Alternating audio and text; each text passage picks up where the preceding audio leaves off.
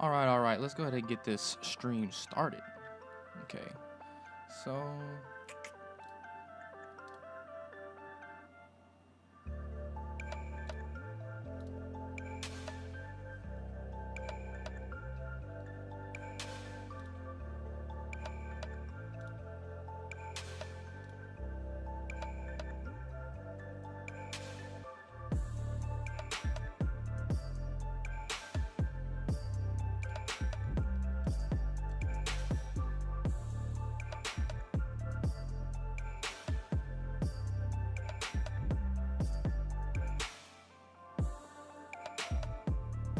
Just gotta make sure everything's good.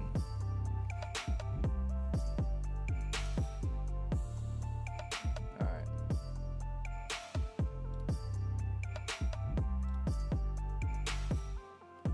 move that up.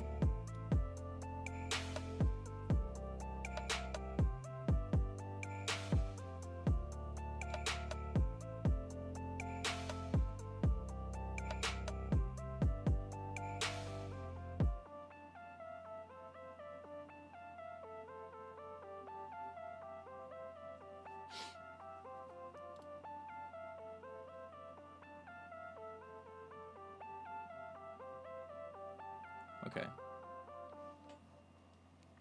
Even though there's nobody in here yet, right? For YouTube, whenever I put this out there, y'all need to chill about Kobe on my YouTube short. Like, who really cares who's playing the part? I'm sure none of y'all figured it out on your own that the person, unless you knew who that actor was, actress, you know what I mean? You wouldn't have known until you read the comments, and then people started getting all, butthurt about it. But whatever. They can literally create a whole nother arc. You know what I'm saying? From what Oda's already been doing with, that Sanji arc, with Ivanko, Bonchan. Did I say his name right? I can't remember. But anyway, you get the point. Oda does not discriminate whenever it comes to character design or even voice acting. So if you got a problem with a different gender playing a part for another person, which I don't really care, then you might not want to know who voice acts Luffy, you know what I'm saying? So anyway, I'm gonna cut this music and we're gonna do a tier list. So, or I'll just turn it down. All right. Let's see this.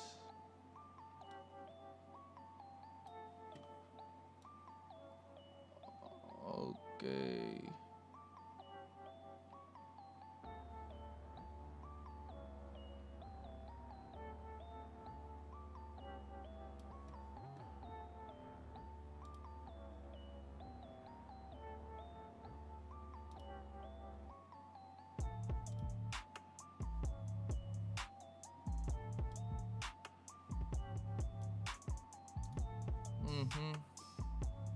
All right.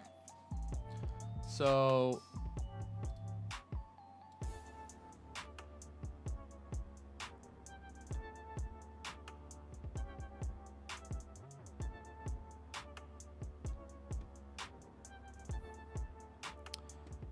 all right. So this tier list, we have One Piece Strength ranked, what was that?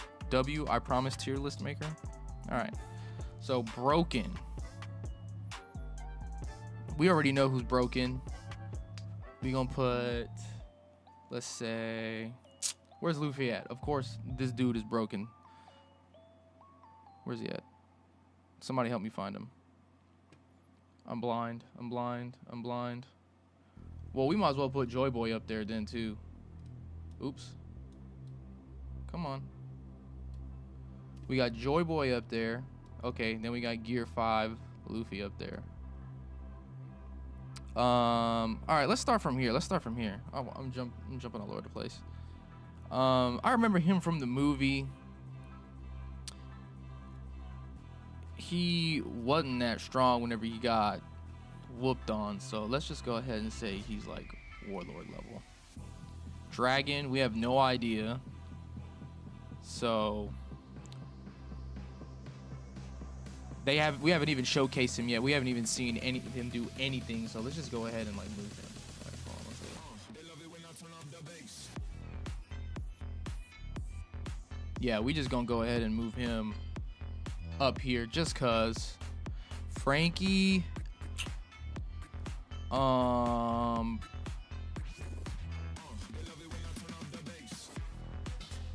gonna be real. Frankie's strong. This dude's trash. Come on, bro.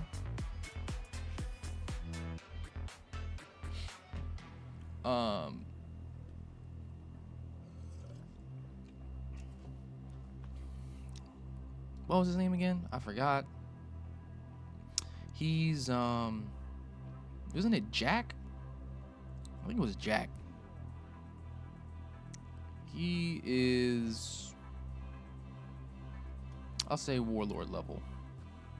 Law, I think it's possible. It's possible. He could be. No, let's move him down. Let's move it. We're probably not gonna keep everybody in this spot. We're probably gonna move everybody around. So, Ivanko's strong. I think Ivanko might be stronger than. Yeah. Ivanko might be stronger. Jinbei, definitely warlord level. Let's move him. Oh yeah. He was down to throw blows with Kaido. He would have beat Kaido. So let's say it like that. It's possible. We don't know, but he's on Shanks' crew, so we definitely can't say he's trash. So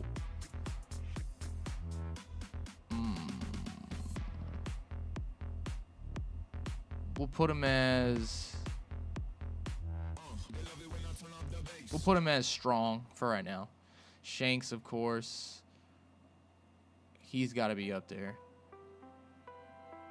Personally, I think it's gonna be like this, right? Okay. Doflamingo, definitely warlord level. Admiral, obviously admiral level. We might as well just move everybody like into those tiers of admiral level. So, just to save some time. Emperor. I mean, these are kind of obvious, right? You know what I mean? Ooh. Whitebeard at his prime. Yeah, let's go ahead and say that.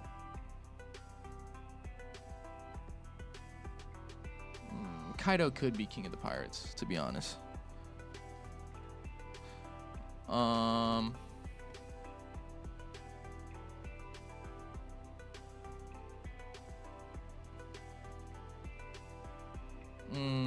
Sabo. Are there two different types of Sabo on here? No, I don't think so. This is gonna be a long one. I'm not gonna take too much time up on this one. So let's just go ahead and do Sabo.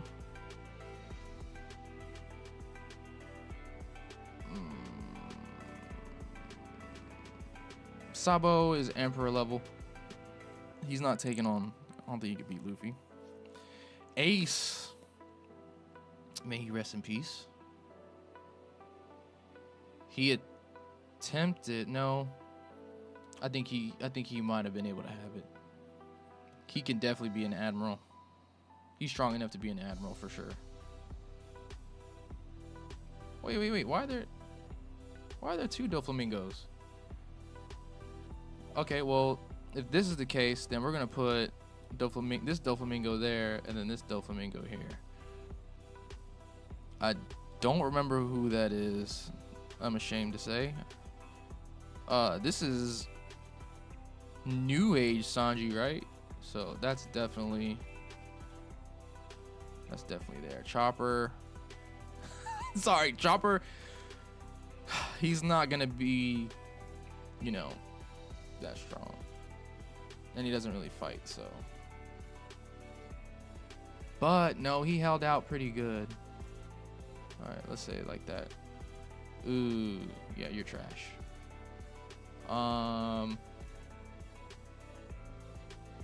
Strong. I'm gonna move him like this. Pedro, he was strong. Arlong. Ooh, Katakuri. He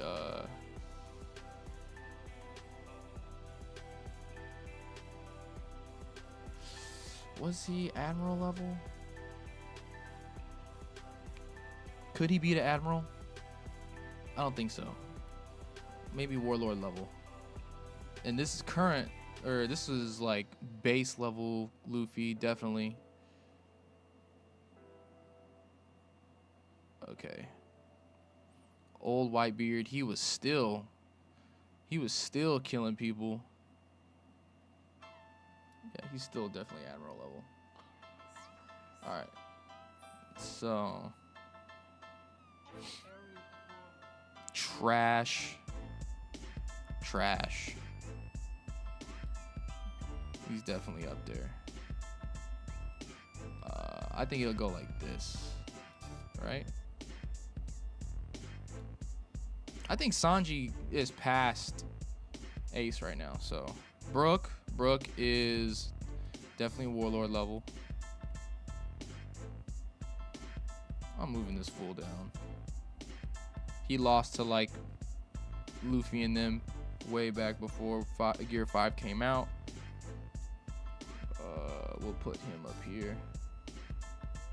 We'll move him down this way. There we go. All right, so that's looking pretty good. Garp, bro, Garp. All right. I think this time here, Garp is broken. Mihawk's broken.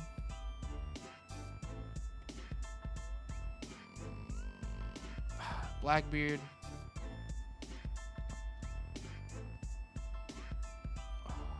Warlord.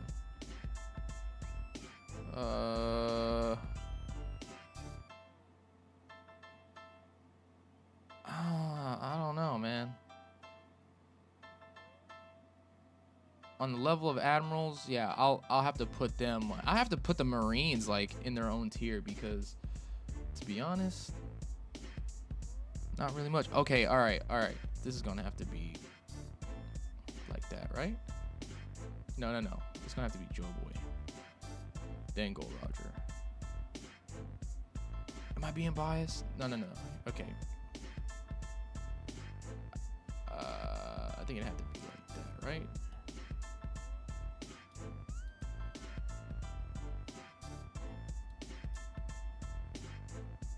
Let's be real, all right? Luffy just got Gear 5, but until we see what happens with him, and I'm not trying to spoil, but yeah. If you know, you know. If Luffy like waxes this Admiral, then he'll move up a little bit. He's definitely Warlord level. I don't even want to like order these, you know what I mean? Like, this is gonna be kind of hard. Katakuri, you're not beating Katakuri. I'm sorry. Trash. If I can move him all the way over here, I would. Usopp. Usopp's gonna be our first mid. She's mid. But she's stronger than... Is she stronger than Chopper? No, she's not stronger than Chopper. This dude's trash.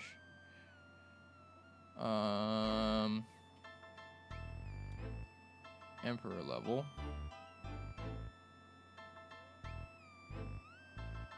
Let's see. Trash. Rocks. The Rocks Pirates. Let's say Emperor. What? Why is he here twice? This don't make sense. Alright, we're not doing doubles. We're not gonna do doubles. So let's take the doubles out. Okay. Let's take this out. We're gonna leave it like that. We're gonna take old Whitebeard out. All right. She was a high level threat in the movie, if you've seen it. So we're gonna put her up. Definitely up there. This is kind of hard. Smoker is... He never catch nobody. And she is... Did she even do anything? I'm gonna say she was mid. Rayleigh is definitely that nigga. Rob Lucci. It's kind of hard, bro. Like, y'all don't know what's going on with him right now. Maybe you do. Well, what's going on with him right now? He's pretty strong, so we gonna put him up here. Buggy. And for the I don't knows, we're just gonna leave that blank. He's trash. I'm running out of space, huh? Emu's up there. We don't even know.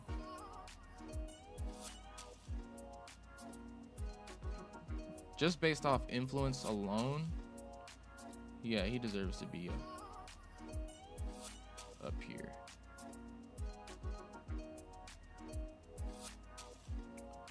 King, we're getting ahead of ourselves. He was strong.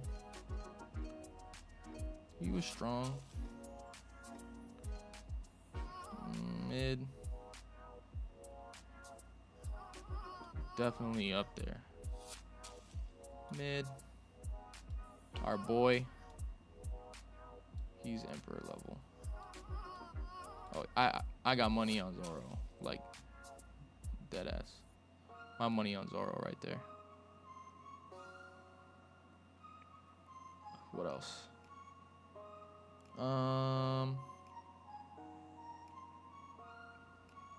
Robin.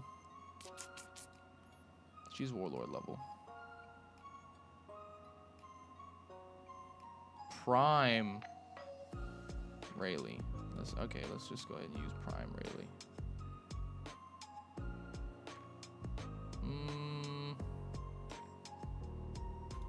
Warlord level.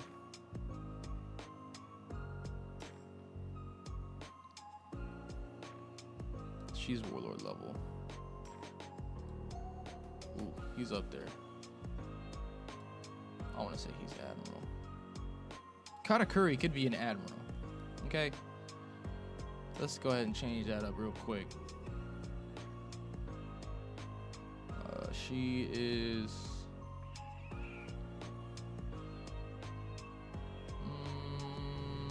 we'll put her mid, because she could do... I think she's a little bit better than... Yeah.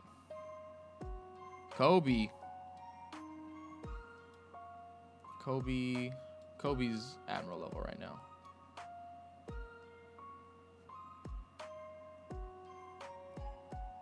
Why did they got them twice, bro? All right, now this list is kind of like janky right now.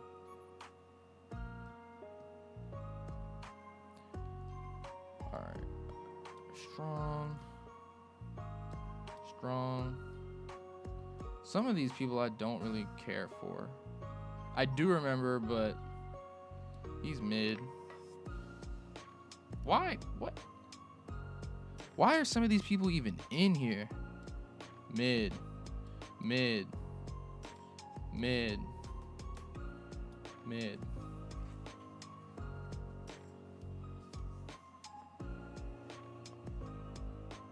Boa. Gotta put Boa in there. Gotta give her some respect. Bonchon, just off of like who he is, I'm putting him up here. as a joke. You know? He was never defeated, so we're gonna put him up here. Trash. He's strong. Trash. He's still trash to me. Strong.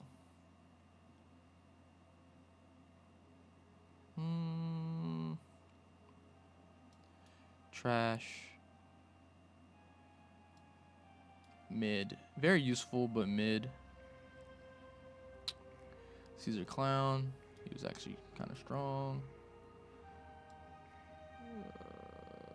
Warlord level. Ooh. Oh, yeah.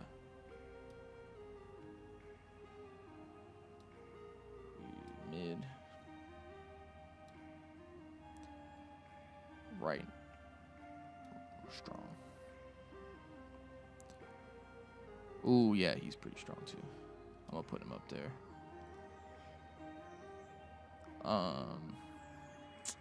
Yeah, I think that's gonna be the list, because everybody else is either just a double or I don't really care for. You know what I mean? Cracker, like, who cares? He was strong.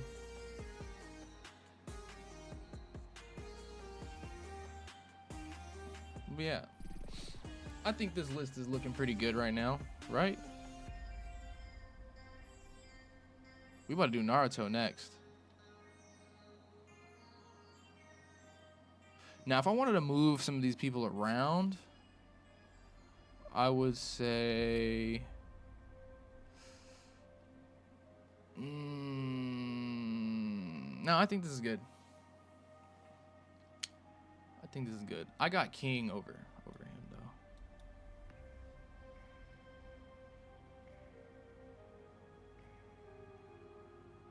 Yeah. Yeah. Yeah.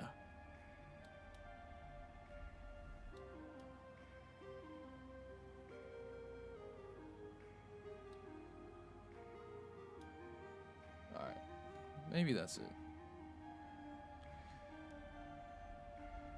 That's it. That's really it.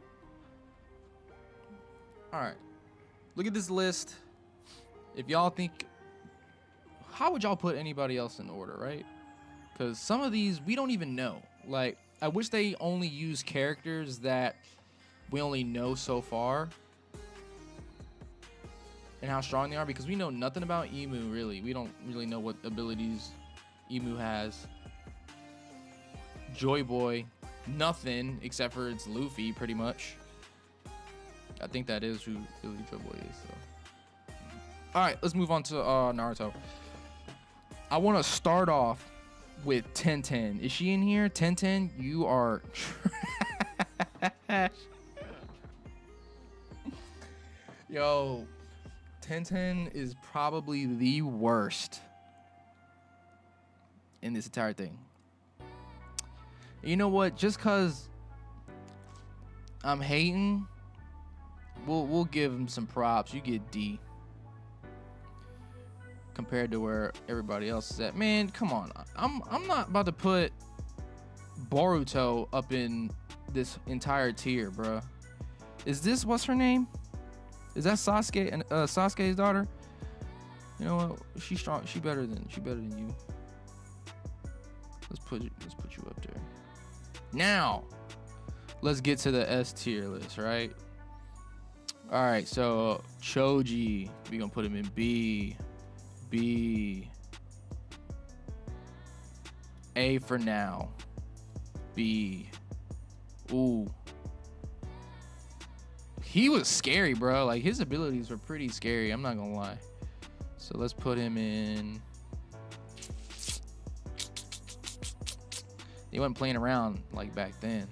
So let's put him high B. High B. Hinata. She was going ham, so let's go right there. Top A. B. Ooh, S. S. S.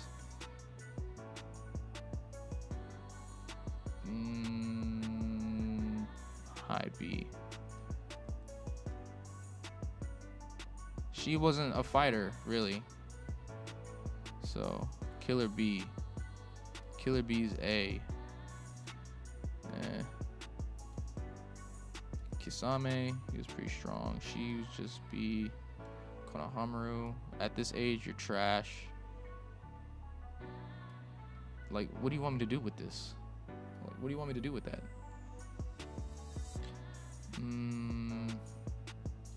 She's gonna be with the B's, right? Rock Lee. Rock Lee went ham. The pictures really do matter, bro. 'Cause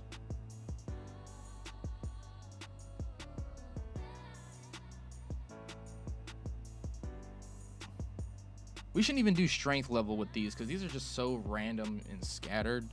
Let's just do favorites, okay? So we're gonna go like this.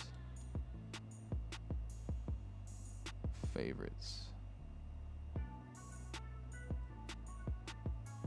Yeah, this looks good for favorites, to be honest, so far. All right, favorites. We're doing favorites instead of power levels. So there we go.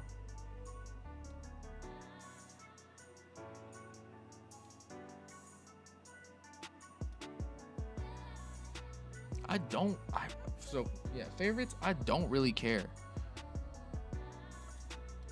Yeah, I don't really care about them.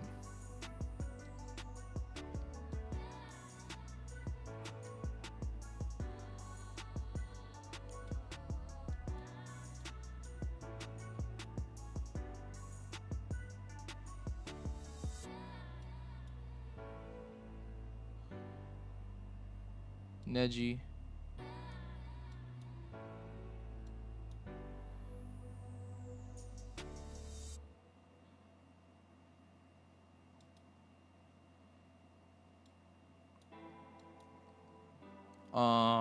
Obito. He was a good character. Him and Kakashi's back and forth, I think that they deserve to be like that. Orochimaru, he was kind of creepy. You know, he's Michael Jackson. At the time, he was Michael Jackson. Pain was cool. Hinata. We need to put some more people in D list. Who we gonna put in D? All right, these fools can be in D. Wait.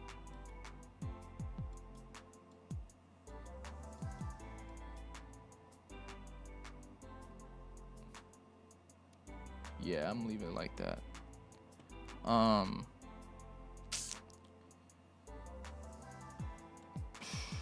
No. Sasuke. There we go. Shikamaru was tight. They messed him up in Boruto. They messed him up, but for here, we're gonna put him. Yeah, he can sit there. I didn't really like him that much. Tsunade. He was cool. Okay.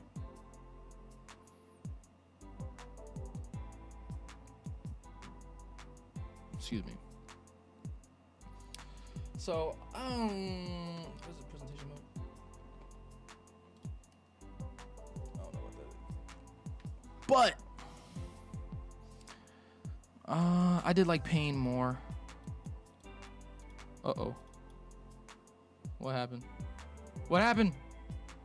Oh. Okay. That looks better. I did like Pain more, so we're gonna put him there.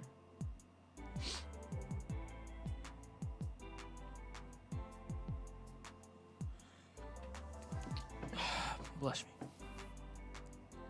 But okay, so that's how this list is looking. Mama Naruto, she need to go up here. Hinata, she gonna go right there. Come on. Naruto, when he whooped on him, that was pretty cool. Whenever he killed Shikamaru, I'm gonna just say his dad. Like, he was kind of cool, you know what I mean? But everybody else, sorry.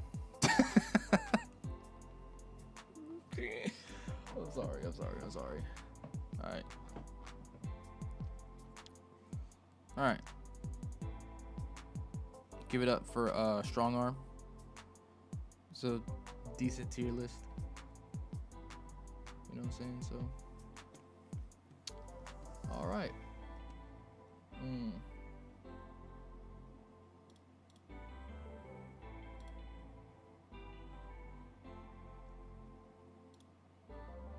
Okay.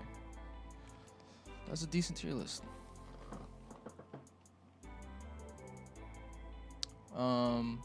What else?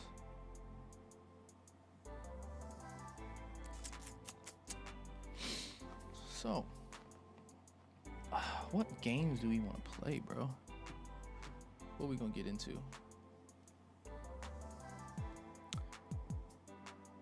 Let me turn this down. Those are done. So let's go ahead and close that for a second. All right.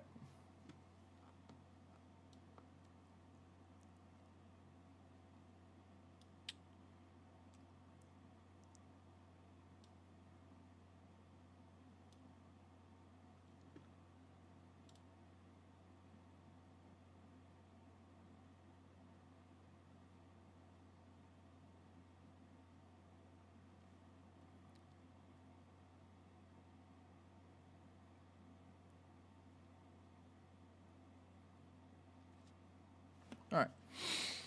Dang. I did see that Titanfall is going pretty crazy right now. I forgot that game existed.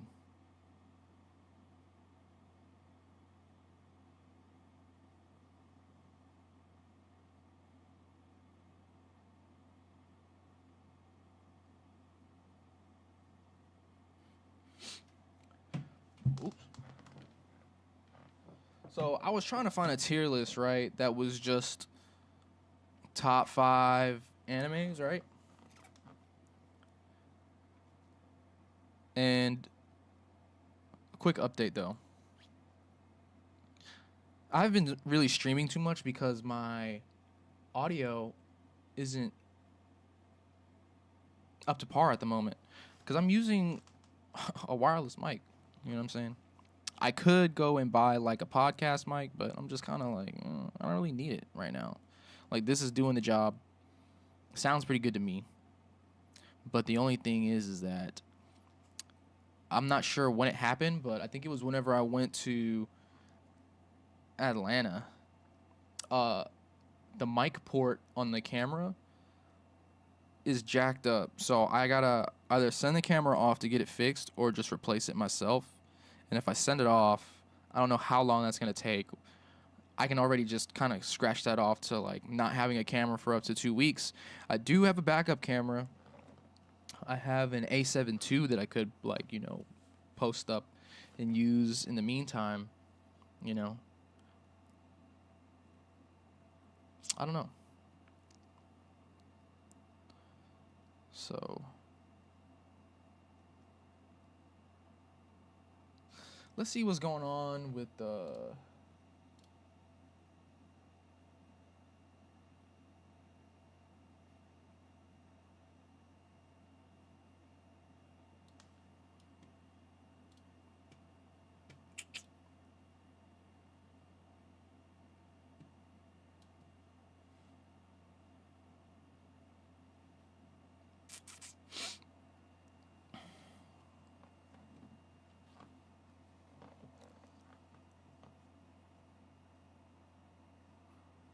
hmm.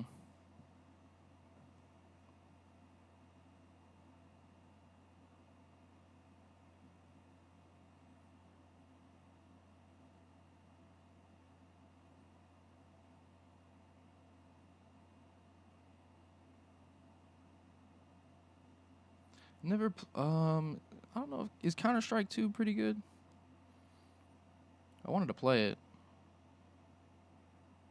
I suck at PC games, really. Like, I'm more of a console player. Or I've been trying to play on, PC for the longest, for a while. Still got a little bit under a year under my belt when it comes to PC. So I would say I've been on mouse and keyboard like maybe 6 months, like consistently. Toxic OnlyFans girl exposed. I'm not gonna pay any attention to that.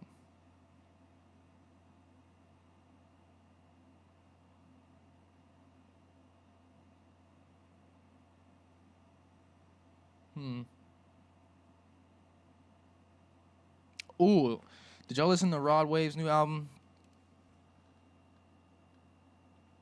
It's actually pretty good. I like it. I need to listen through it again. I only listened through it like once, and I just picked all the songs that I really liked and added them to my playlist. But we're going to. Oh, I just yawned. Now it looks like I've been crying, bro. We're going to his show in Jacksonville, I believe so. If anybody seeing this is gonna be at the Rod Wave concert, let me know, bro, so I can say hi.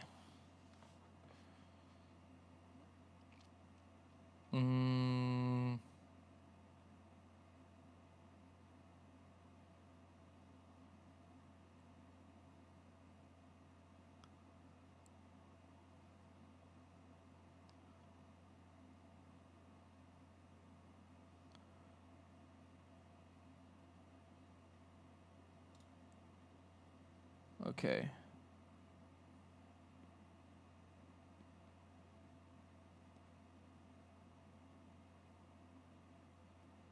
What happened? Something happened to Ashton Kutcher?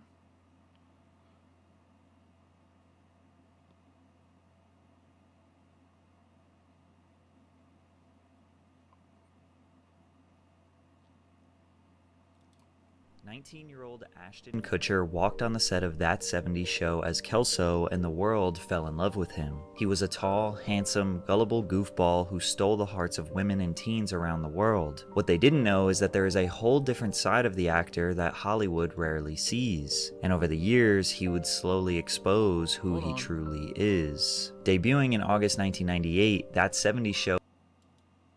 Wait a second.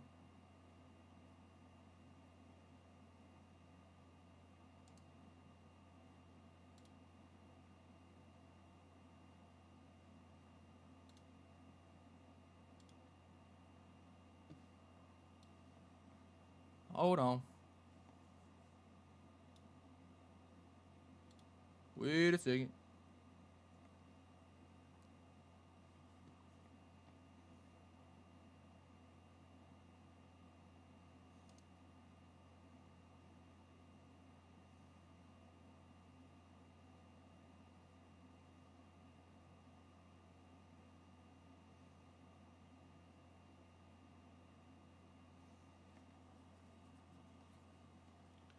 All right.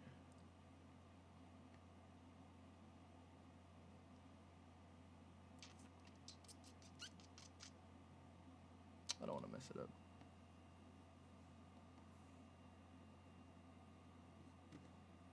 Hold up.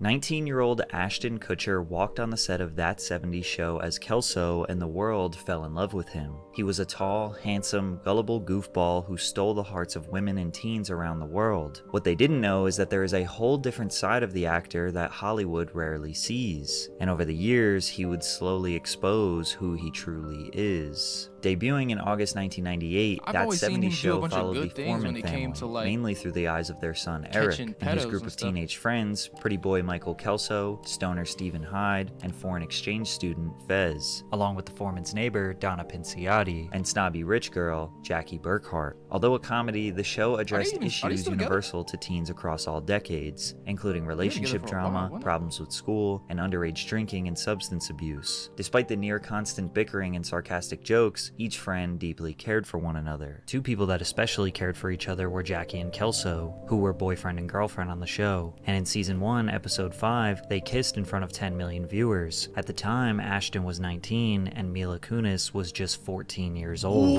She was 14 when we started the show. I was like 19, right? Uh-oh. Right. And they're like, okay, you guys are going to be making out in this scene.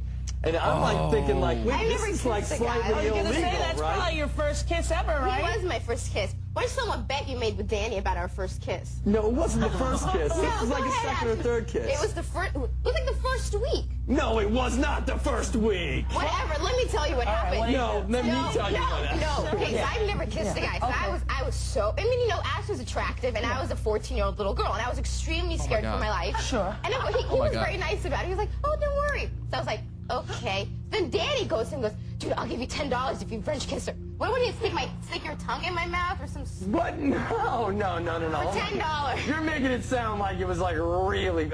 Okay, Dan, we had a little side bet going. Yeah. In multiple interviews throughout her career, Mila states that she was scared, as most of us were, for her first kiss. 25 years ago, people thought this was adorable. Yo, I Today, got a they are little chills pointing from out that, how bro. Mila I'm was not groomed lying. and unfairly forced to do this. To make things even worse, Danny Masterson betting Ashton to put his tongue in her mouth for $20 made them both seem extremely creepy. But it didn't stop there. In Mila's words, she was forced to kiss every man on the show. I'm worried about you on the show because you keep 'Cause I'm a boy whore? hop.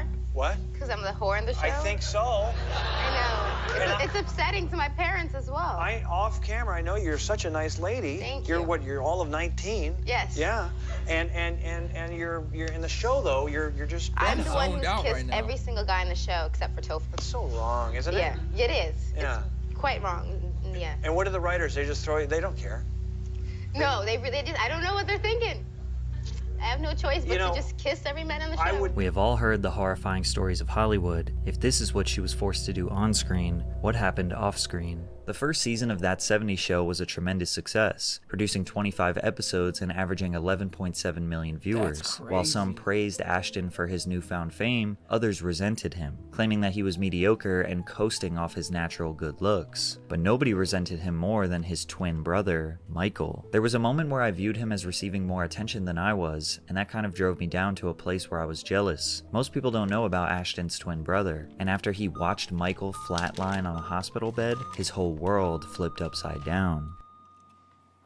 But first, a word from our sponsor, Rocket Money. Rocket Money is an all-in-one finance I ain't getting platform paid. that helps you save and identify investments. It's rocketmoney.com. £4. Diane didn't know at that time the lack of oxygen and complications with delivery would set her son up for a lifetime of complications. Michael was eventually diagnosed with a mild case of cerebral palsy, which affects his right side and vision. Cerebral palsy is a group of disorders that affect a person's ability to move and maintain balance and posture. CP is the most common motor disability in children. It is caused by abnormal brain development or damage to the developing brain, affecting a person's ability to control their muscles. The Kutcher family didn't realize how bad Michael's condition really was. Nobody in our family, nobody in our world was ever pointing out a difference between us. It just kind of felt like there's things that he's good at and there's things that I'm good at. Unfortunately for Michael, the kids at school were sure to let him know he was obviously different. Bullies would point out Michael's weak eyesight, hearing loss, and speech impediment. Ashton became Michael's protector. He wasn't going to let anyone bully his brother. In a lot of the times where we were playing soccer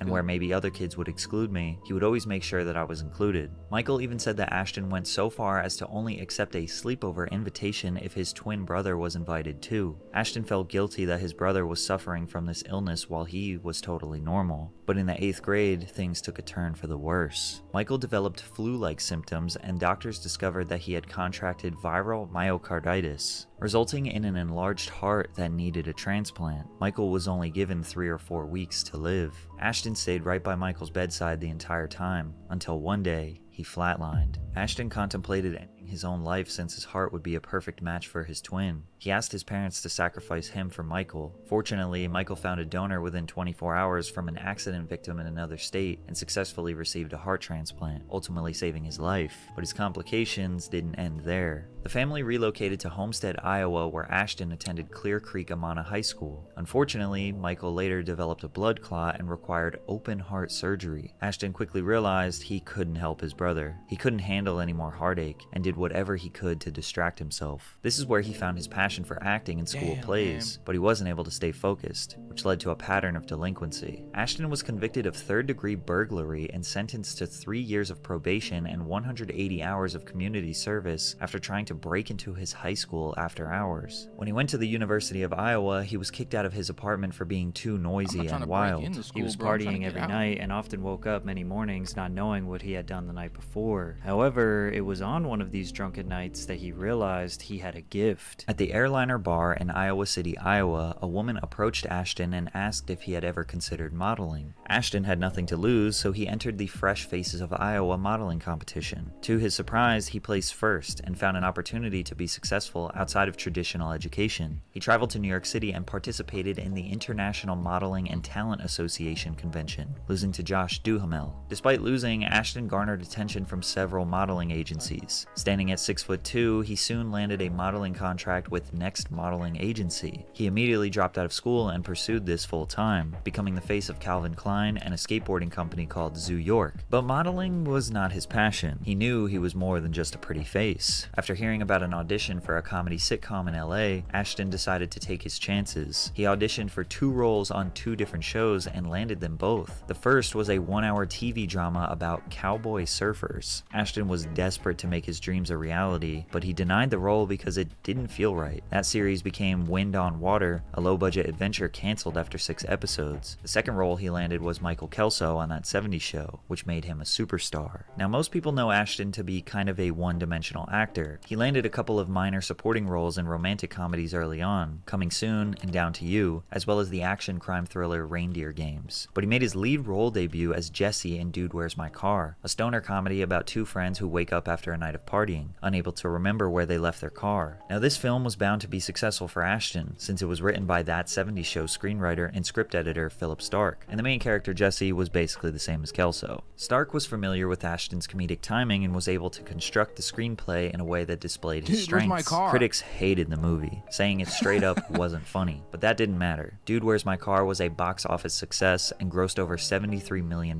worldwide on a $13 million budget. I also thought it was hilarious, but I was 8 years old when I watched it. It was during this new peak of fame for Ashton that he would find himself being a witness to a murder, which changed the course of his life forever. The Hollywood Ripper was described as a serial sexual thrill killer who took the lives of multiple women throughout the 90s into the 2000s. One of those victims was Ashley Ellerin, who was a friend of Ashton's. On the night of February 21st, 2001, Ashton and Ashley had planned to go to the Grammys after party together. Around 8:24, he said he was running late. Around 8:30, witnesses said they heard screams from Ashley's house. Ashton said he arrived to her house much later, at 10:45 p.m. He knocked on the door, but heard nothing, thinking he was stood up, so he left without her. At 9 a.m. the next day, Ashley was discovered by her roommate dead on the floor. She was stabbed 47 times. He immediately contacted the police the next day. He was freaked out because he knew his fingerprints would be on the doorknob, but he was not a suspect in this case. However, 20 years later, many people are questioning Ashton's involvement. In an Instagram story posted by Chrissy Bixler, the girlfriend of his co-star Danny Masterson, she wrote, "Did you forget I was there? You were on speakerphone the night you called Danny on February 21st, 2001, which was the night of the murder. I heard everything. I heard the plan. In my opinion, you're just as sick as your mentor." However, this all happened in 2001 and went relatively unnoticed until recently. In 2003, Ashton co-starred with Brittany Murphy in Just Married, where he discovered that romantic comedies are where he thrives. The 2 young actors dated briefly after filming Wrapped, and while it was a short-lived romance, their natural chemistry helped the movie become a commercial success, grossing over $100 million worldwide. But critics would not let up on Ashton. He was nominated for Worst Actor for all 3 of his 2003 films at the 24th Golden Raspberry Awards. He did step outside his comfort zone with The Butterfly Effect, a science fiction thriller where Evan Trayborn messed me experiences up. blackouts Butterfly and can effect? travel back in time to That messed inhabit me his up. younger self with his adult mind, trying to make small changes to reshape the future of his friends and family. This was a huge box office success, but again, critics destroyed it. It seemed like the only praise Ashton would get would be from young girls who thought he was a heartthrob. People couldn't fathom why he kept getting casted for new films, and that's likely because he was producing them himself. He started his own production company called Catalyst in 2000 alongside Jason Goldberg. At age 22, the young entrepreneur knew he could make way more money producing than just being an actor. However, during his next big TV venture, he almost destroyed his career. During the early 2000s, Catalyst and MTV developed a program called Harassment. The initial plan was to create a hidden camera show which would feature pranks on regular, everyday anonymous people. However, those plans were derailed in January 2002 following an incident that resulted in Ashton and MTV being sued for $10 million. James and Lori Ann Ryan took a holiday from their home in Washington, D.C. to Las Vegas, booking their stay at the Hard Rock Hotel. The couple entered their Las Vegas room and discovered what appeared to be a dead human body covered and surrounded by blood, evidently the victim of a homicide. Two actors posing as security guards blocked their exit, and another dressed as a paramedic went in before Ashton popped out and told them it was all part of a guerrilla-style candid camera show. The incident was being filmed as part of the pilot episode for Harassment. Unfortunately, the couple, who just wanted to enjoy their vacation, were absolutely mortified and later sued MTV for $10 million. The couple claimed invasion of privacy, infliction of emotional distress, and fraud, among other things. The crazy part is, this wasn't even the first time MTV made this mistake. 8 months earlier, a pair of teenage girls sued MTV after they were sprayed with human excrement for the show Dude, This Sucks. MTV apologized and promised to never show the footage, but the lawsuit remained in litigation. Somehow Ashton dodged a bullet with this controversy, but MTV still trusted his vision for a prank show. They rebranded from Harassment to Punk'd and decided to prank celebrities instead of random people. Punk'd first aired in March 2003, and the first episode saw Ashton target singer Justin Timberlake and Malcolm in the Middle star Frankie Muniz. For Justin, he was led to believe he owed $900,000 in taxes when government agents appeared to confiscate his house and valuables. Time magazine named the prank as number 3 in their list of 32 epic moments in reality TV history. Punk'd wasn't the first prank show ever created, but it certainly was the most popular one of that time. The second season secured 7.4 million viewers, a 55% increase over season 1. It was the most watched show in its time period among viewers 12 to 34. The pranks were decent, but it was the never-ending list of A-list celebrities that made it so popular. The Rock, Tyra Banks, Kanye West, Serena Williams, Dirk Nowitzki, Stone Cold Steve Austin, Simon Cowell, Allen Iverson, Tony Hawk, Akon, Shaquille O'Neal, Triple H, Sean Paul, Neo, Rihanna, Zac Efron, and John Cena. Basically everyone got punked. The hardest part about the show was getting celebrities to sign the paperwork, because they didn't want to be embarrassed in front of millions. We never aired a single episode that a celebrity didn't sign a waiver to say, it's okay to air this. Punk'd became a part of culture. In the early 2000s, people would often say, am I being punked right now? While something weird or crazy was happening in their lives, and then they look around in all various corners to wait for Ashton Kutcher to pop out with a camera in their face laughing. There was one clip of Punk'd that resurfaced recently of Ashton talking about pranking Hilary Duff, the Lizzie McGuire superstar who at the time was 15 years old. Hilary Duff is in Lizzie McGuire. She also has an album out. She's going to be in a movie called Cheaper by the Dozen. And she's one of the girls that we're all waiting for to turn 18. Along with the Olsen twins. Many people say this is just the way people joked in the early 2000s, but others claim this was actually Ashton's sick mindset. Ashton was lucky to star in 2 extremely successful shows at once, but the first one was about to come crashing down. He was making between $250,000 and $300,000 per episode of That 70s Show, adding up to as much as $8 million per season. Topher Grace left the show once the series concluded its 7th season. Fans felt that it wasn't the same without such a central character in the series. Ashton also left the show to explore new opportunities as an actor and producer. Without Topher and Ashton, the show's last season only drew 6 million viewers, a 5 million viewer decline compared to the first season. From here, the only time Ashton saw success is when he played the role of the dumb hot guy. From 2006 to 2014, he starred in 13 films, but failed to have any kind of substantial impact outside of romantic comedies. His first project after That 70s Show was about Robert Kennedy's assassination, titled Bobby. Despite a star-studded cast, the actors seemed more like very special guest stars than real 1968 vintage Americans. Bobby was just average and struggled to achieve box office success. Despite prominent roles in The Guardian Guardian, Open Season, What Happens in Vegas. These films just added to Ashton's list of below-average films that did well at the box office. Spread, Personal Effects, and Brothers Justice was a three-peat run of low-budget indie films that all received bad reviews and no commercial success. Following a forgettable role in Valentine's Day, Ashton found himself opposite Katherine Heigl in the 2010 action comedy Killers. It received negative reviews from critics and only grossed $98 million against a $75 million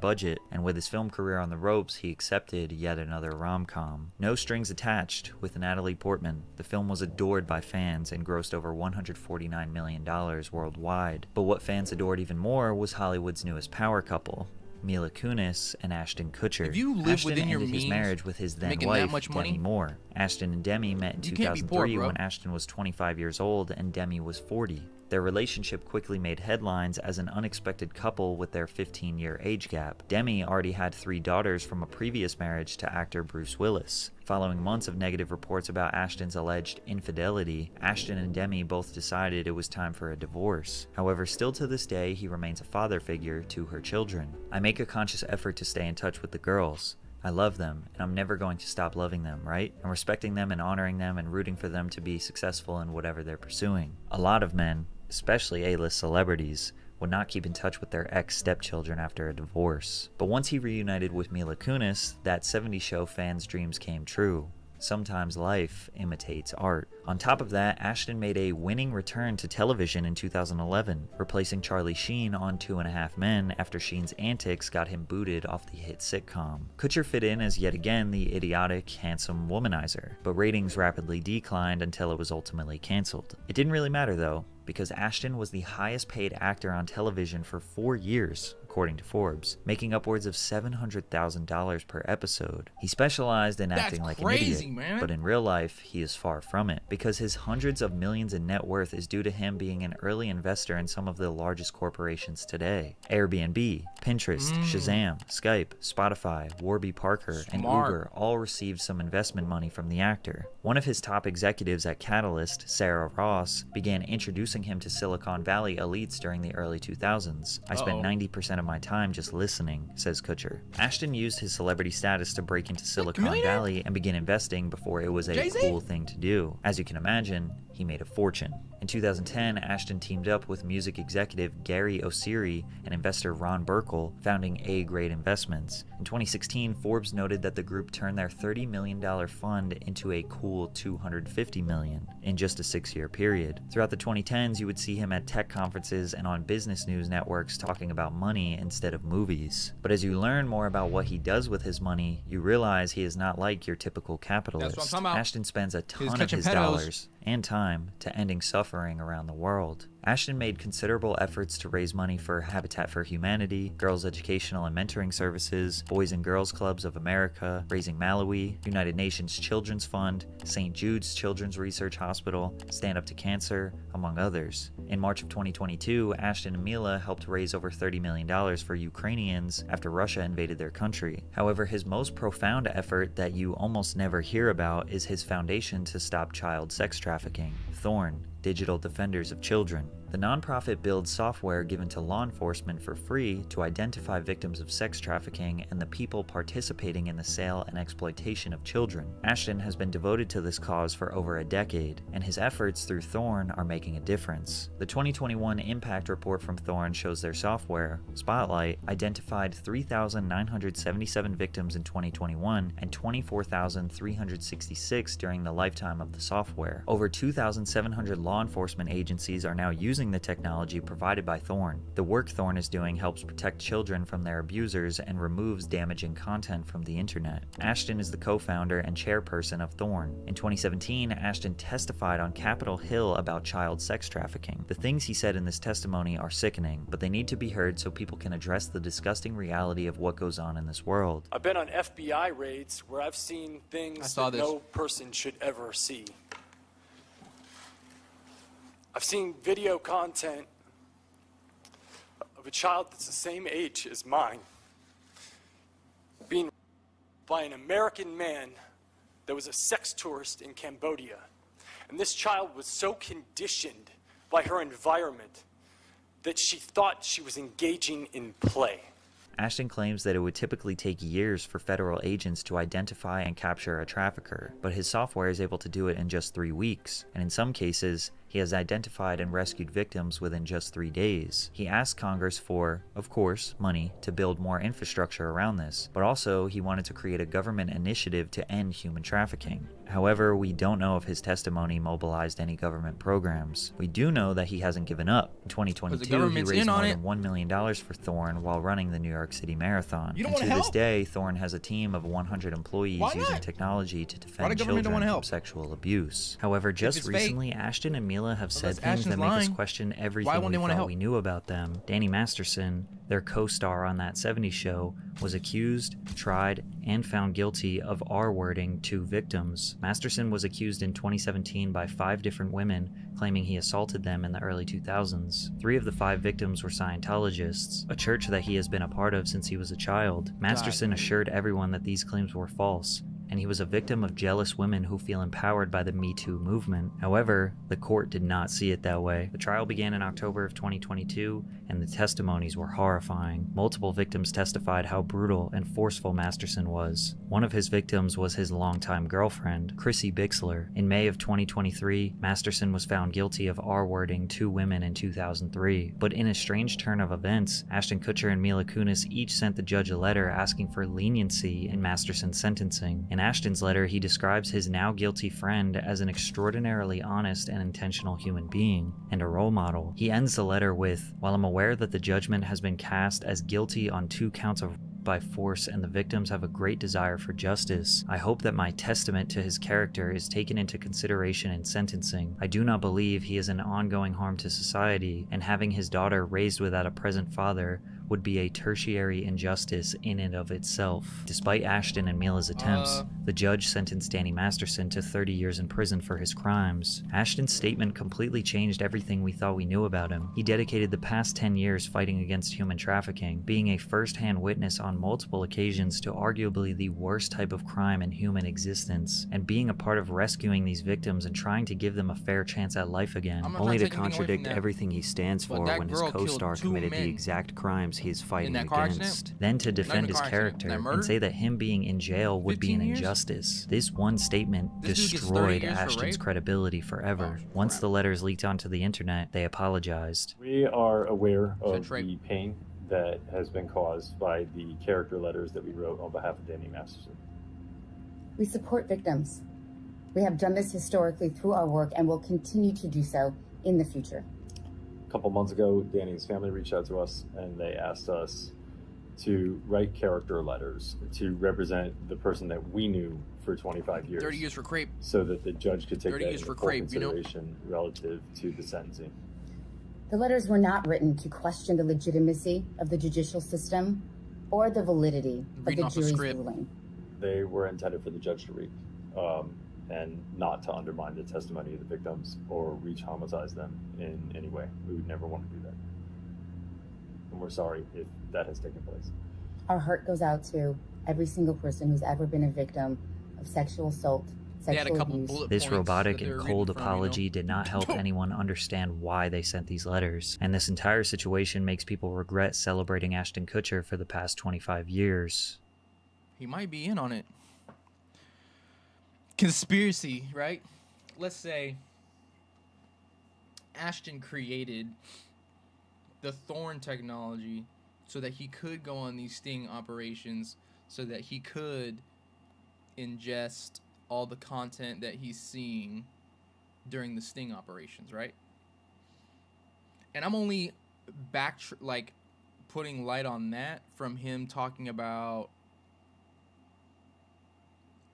Hillary Duff being 15 and then, you know, sitting here saying everyone can't wait until she's 18. But, you know, it is what it is, right? We'll never know. He's made his way so far up into, you know, the A-list and the billionaire society. I'm not saying he's a billionaire, but he's made his way up in there through like investments and stuff like that, where he knows a few billionaires, I'm sure. So find out Huh, actually, let me see this. Let me see. Did Ashton Kutcher ever meet Epstein? Because he should have known, right?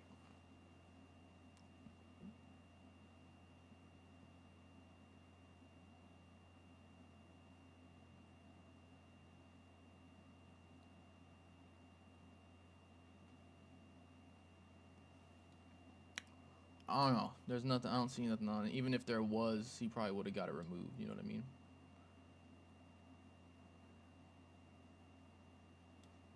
What is this?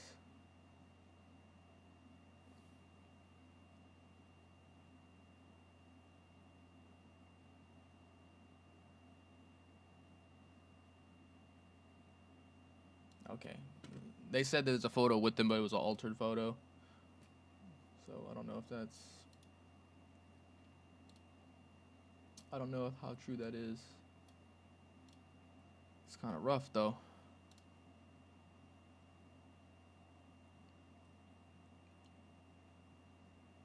Alright.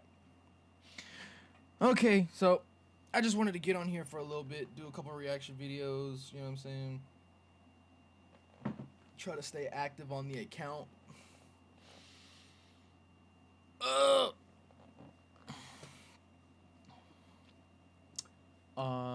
Let's see.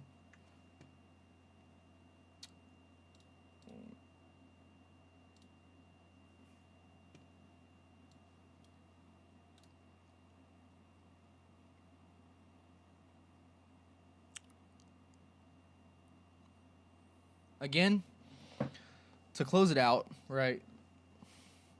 I'm gonna try to fix my camera, the audio port on the camera, so that way I can actually use my mic to record some videos, because I had a vlog whenever I went to Atlanta, like I stated earlier in the stream, that didn't really go too well because I had no idea that some of the audio was cutting out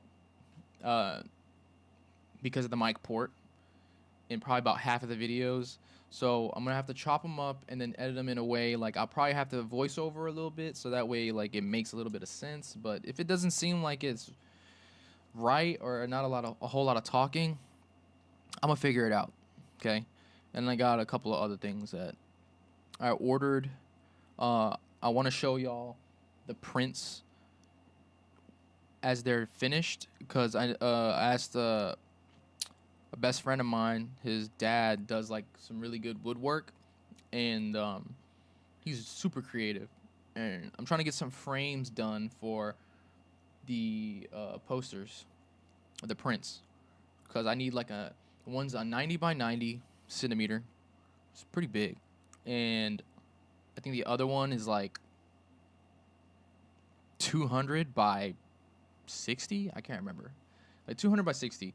So I'm gonna need some like big frames for those, and I do want to put one of them right here. So I think this is gonna be this whole thing right here. You know what I mean? So we'll see. All right, y'all.